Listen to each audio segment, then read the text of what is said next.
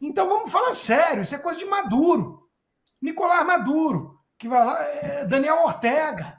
Esses são os parâmetros do Brasil de hoje. O cara que vai lá e fala assim, esse cara está incomodando, ele é uma constante ameaça e não sei o que, temos que tirá-lo da jogada. Pô, inventa aí uma inelegibilidade por conta de encontro com um embaixador, joga aí questão de cartão de vacina, de joia, sei lá mais o que, e vê o que cola, vê o que dá.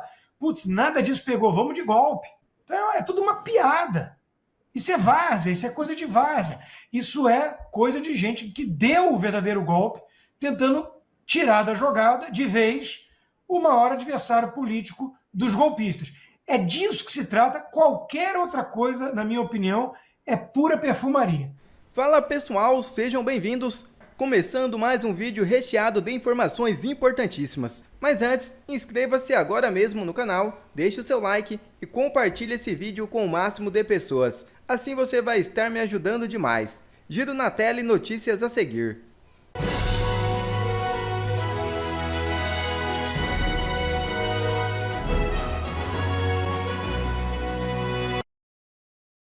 Bolsonaro acusa a TSE de interferência em 2022 com influência estrangeira. É isso mesmo. O ex-presidente Bolsonaro afirmou no sábado que o Tribunal Superior Eleitoral teria recebido financiamento externo para influenciar o resultado das eleições presidenciais de 2022. A declaração foi dada durante uma transmissão ao vivo no canal Brasil Talk News. Segundo Bolsonaro, o TSE teria arranjado 2 milhões de votos de jovens para Lula, destacando que 3/4 desse eleitorado tendem a votar na esquerda.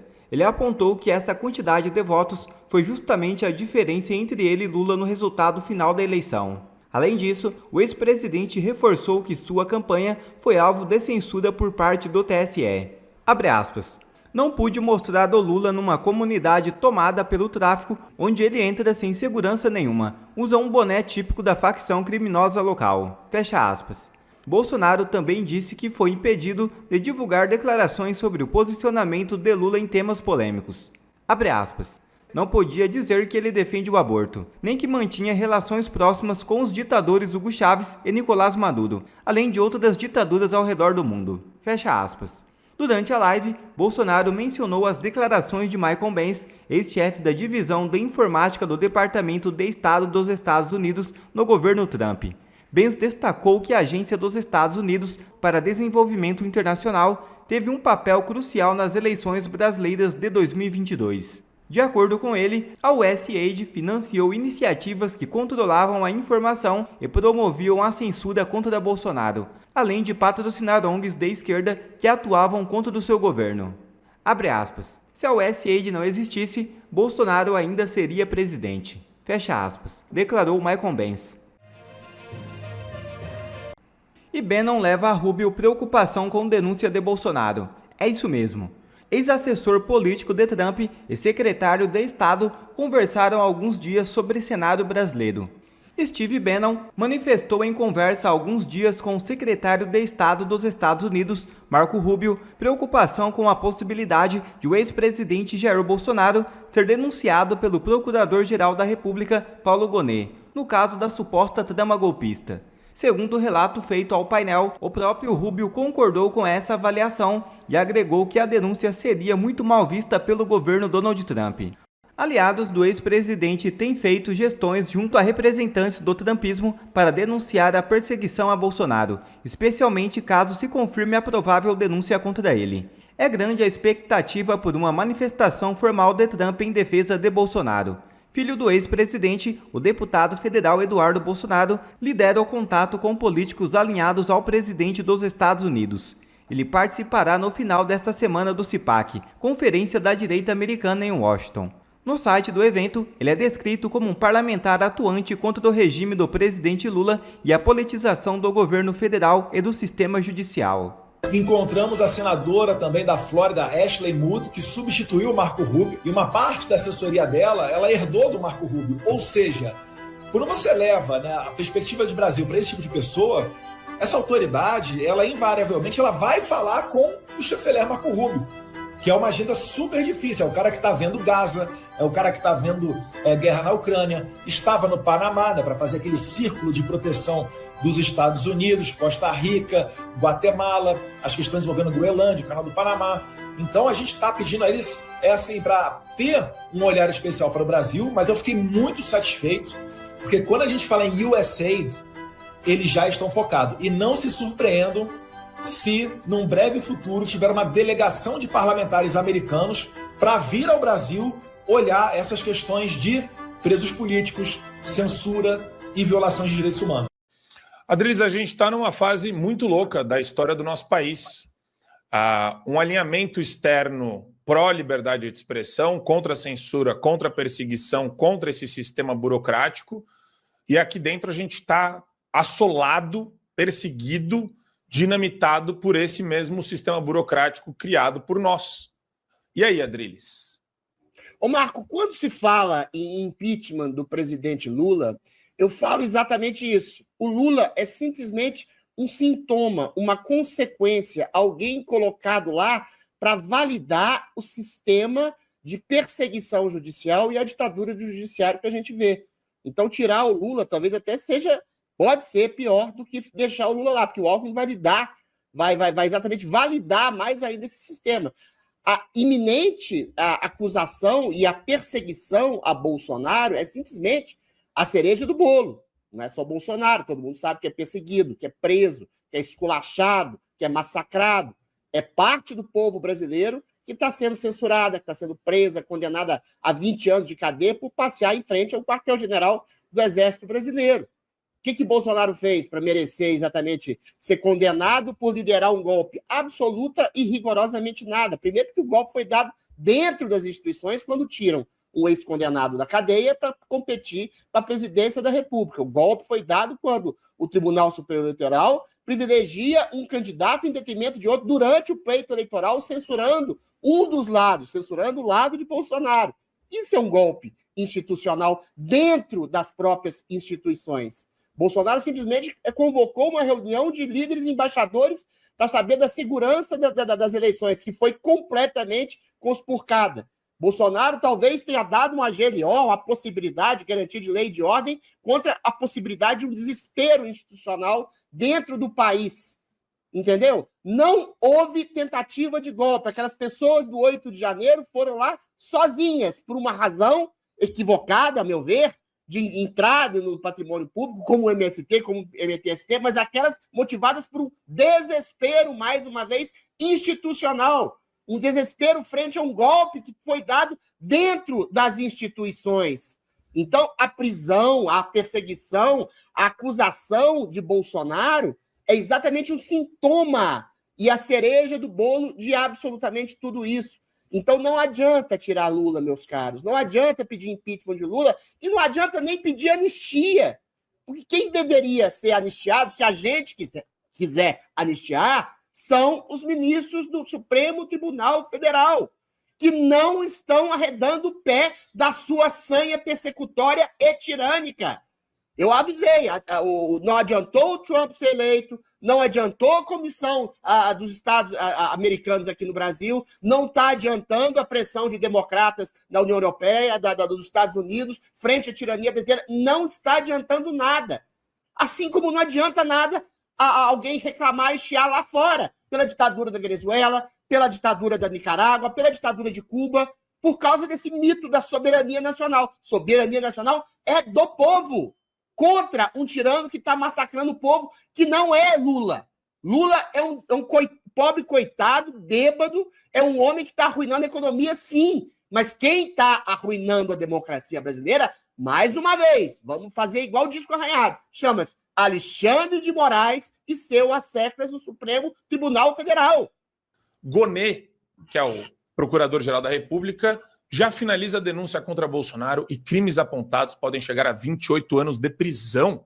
O PGR afirmou a interlocutores que peça está praticamente pronta para ser apresentada e eles já estão falando aqui. A gente tem o vídeo, eu preciso colocar o vídeo da Goebbels News. Goebbels News para a Holiday, vamos lá. dessa história toda tem um contexto por vir, esse da denúncia da Procuradoria-Geral da República, ou seja, acusação formal contra os cabeças dessa tentativa de golpe. A gente está falando, então, de acusação formal para quem já foi indiciado, Bolsonaro, Braga Neto, só os cabeças, só os grandes nomes. Que aí no Supremo tem duas avaliações. A primeira, que como a denúncia está por vir, essa denúncia e todo o desgaste que ela gera, e mais o debate que ela gera no país, que já está até quantificado em pesquisa, as pessoas entendem que houve sim uma tentativa de golpe, isso aqui anula, ou pelo menos coloca em banho-maria, o projeto da anistia. Primeiro porque são assuntos conflitantes que geram para o Congresso ali um desgaste que o Congresso não precisa ter agora. Pode esperar. O interesse político pode esperar. Segundo, porque momentaneamente as partes sentaram para conversar, Supremo e Congresso Nacional. E terceiro, que quando o Hugo Mota lançou esse debate, digamos assim, na verdade, quando ele disse que ele não entende o 8 de janeiro como um golpe, nem como golpistas, aqueles que para ele são apenas depredadores, ele sofreu críticas muito intensas. Ele é prático, gente, foi chamado a conversar entre os poderes. Holiday, que curso que você fez antes? Você fez história, né? História, isso. Você fez história. Holiday, é normal o Supremo Tribunal Federal, uma Suprema Corte, qualquer lugar do mundo, um juiz, pegar o telefone e falar diretamente com o jornalista sobre as expectativas dele de um julgamento que está em curso, um julgamento que por si só já é abusivo, já é criminoso, já parte de um inquérito abusivo, nulo e criminoso. É normal um negócio desse, Holiday? Ou eu que tô maluco? Pois é, Marco. Toda vez que eu vejo essas notícias, eu fico imaginando se isso acontecesse nos Estados Unidos ou em qualquer outro país sério. Não precisa ser os Estados Unidos, não.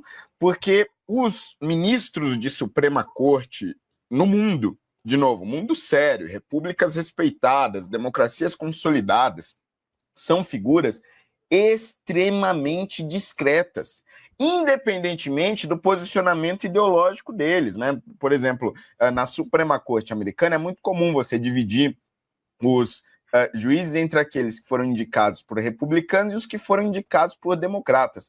Independentemente do juiz ser democrata ou republicano, a participação dele na mídia é praticamente nula. Só se conhece realmente este juiz do ponto de vista pessoal quando ele ou se aposenta, porque lá ele pode ficar, inclusive, literalmente até morrer, mas ou quando ele se aposenta antecipadamente, aí sim, escreve um livro, dá entrevistas, aparece em locais, mas mesmo assim não é muito comum. E comunicação com a imprensa durante um processo, mesmo que seja comunicação de bastidores, é impossível. Quase nunca se tem um vazamento de um julgamento antes dele acontecer. No grande julgamento, por exemplo, em relação ao aborto, que reverteu a jurisprudência de Roe versus Wade, a imprensa ficou chocada, porque não vazou antes. Quando eles souberam da nova decisão da Suprema Corte, é porque a decisão estava tomada. Os juízes já tinham se reunido e tinham se pronunciado nos autos. Fazer isso que os ministros do STF fazem no Brasil é uma falta de respeito, primeiro, com a nossa democracia, mas, acima de tudo, é absolutamente ilegal, é criminoso, é motivo de impeachment, mas, claro, a gente está aqui numa grande fantasia. E outra, o Gonê pedir a pena máxima de 28 anos é justamente o resultado dessas condenações absolutamente exageradas que deram para, no máximo, vândalos do dia 8 de janeiro, com até 17 anos de prisão. Por quê? Mesmo que considerassem Bolsonaro culpado em todos os crimes, as penas mínimas somariam 11 anos de cadeia. E isso, evidentemente, entraria em contradição com os 17 anos que deram para quem quebrou estátua, etc. Só que há uma coisa pior do que isso. É que a Polícia Federal não conseguiu provar que há uma unidade no dia 8 de janeiro. Quer dizer, não conseguiram provar que há uma liderança. E isto foi admitido pelo diretor da Polícia Federal, que é indicado do governo Lula. Ele mesmo disse isso no Roda Viva, que não havia uma unidade no financiamento. Se não há unidade de financiamento, se não há unidade na organização, pelo que é que estão acusando o Bolsonaro? Olha só, grande parte desse processo todo, da história de golpe e tudo mais, está baseada na delação do Mauro Cid. E há evidente, no caso do Mauro Cid, há um evidente esforço por parte tanto da relatoria do processo quanto do Ministério Público em forçar o Mauro Cid a dizer aquilo que ele pensa, que ele não pensa, que ele sabe o que ele não sabe. né? O Mauro Cid até em diversas oportunidades disse, olha, nunca disse tal coisa, ou não dei respaldo a tal coisa. Então, é importante lembrar aqui, a Fafá me corrige se eu estiver enganado, o delator, né, ou a prova de delação, ela é apenas um indício de prova. Ela não pode jamais, ela própria, ser considerada como prova. Você pode até pegar uma delação como indício de prova, mas ela será respaldada, ela só terá elementos para ser considerada procedente se ela vier acompanhada de provas e de outros elementos que deem a ela o respaldo necessário. Não me parece que é o caso dessa delação do Mauro Cid, inclusive no que toca ao Braga Neto, que está preso até agora, né? O pessoal esquece que o Braga Neto está preso até agora. Então, o que aconteceu? O Mauro Cid fez a delação, aí depois foi chamado a ter que complementar a delação, depois ameaçado de ser preso novamente, ou seja, esse instituto da delação premiada com prisão, etc., está mais para chantagem e tortura emocional do que propriamente do instrumento jurídico. E, portanto, se é esse o caso, tudo que dele decorre terá de ser analisado com lupa. É evidente que, se você olhar, por exemplo, sob a ótica da história do artigo 142, a discussão, né, do artigo 142, que foi, em grande medida, baseada no parecer lá de trás do Ives Gandra Martins, essa é uma discussão jurídica. Você pode ter, no campo do direito, trocentos mil análises, pareceres, discussões sobre qual é a amplitude do artigo 142, o que seria uma minuta de um ato de implementação do dispositivo contido no artigo 142, nada disso é golpe. Golpe é se você mandar uma tropa, fechar um órgão, prender alguém, aí vai dizer, mas o golpe se frustrou, tentaram e não deu certo. Aonde que tentaram? Aquele bando de gente de verde e amarelo com Bíblia na mão, estilingue, não sei o que, num domingo, ou sábado, não lembro, com o prédio público fechado, nunca isso vai ser um golpe. O próprio ministro Zé Múcio Monteiro falou, na entrevista que ele deu recentemente ao Roda Viva, que aquilo não era golpe. O Hugo Mota disse isso de maneira mais não fundamentada, mas, de todo modo, quando você pega quando você pega por cima essa análise, parece que há uma grande teia, tudo amarradinho. Quando você pega cada elo da narrativa que está sendo colocada, nenhum ponto efetivamente se sustenta. E, portanto, se houver oportunidade, e aí eu digo se no condicional, porque no caso dos presos do 8 de janeiro, por exemplo, como bem falado aqui pela Fabiana, a audiência de custódia já foi feita sem autorização para liberar, então para que fez a audiência de custódia? Os advogados tiveram muita dificuldade de ter acesso aos autos e, quero crer, não tiveram plenitude aos autos por completo. As próprias sustentações orais dos advogados que iam ao Supremo foram feitas com muita dificuldade, isso quando conseguiram ser feitas. Portanto, não deveria ter sido processado no Supremo, problema de competência, como disse a Fabiana, é o foro incompetente, né? Não é o lugar correto para se processar esse assunto. E assim vai. Portanto, a experiência que nós temos visto, que é a do caso do 8 de janeiro, não traz um bom presságio para o encaminhamento desse assunto daqui por diante. Por quê? Porque tem se omitido coisas, tem se pulado etapas, tem deixado de se observar, inobservado, diversos preceitos do devido processo legal, da ampla defesa, do contraditório, que são elementos fundamentais no Estado Democrático de Direito. Para fazer justiça, você tem que seguir todo o procedimento. Se você não segue o procedimento, e não é à toa que é assim, tudo que se fez, ele padece de legalidade. Aliás, este é o elemento que foi usado pelos próprios membros do Supremo para anular, né, não vou entrar aqui no mérito, para anular a discussão de várias condenações e acordos de leniência celebrados no Petrolão, no Mensalão, no Lava Jato, etc. Qual era o argumento?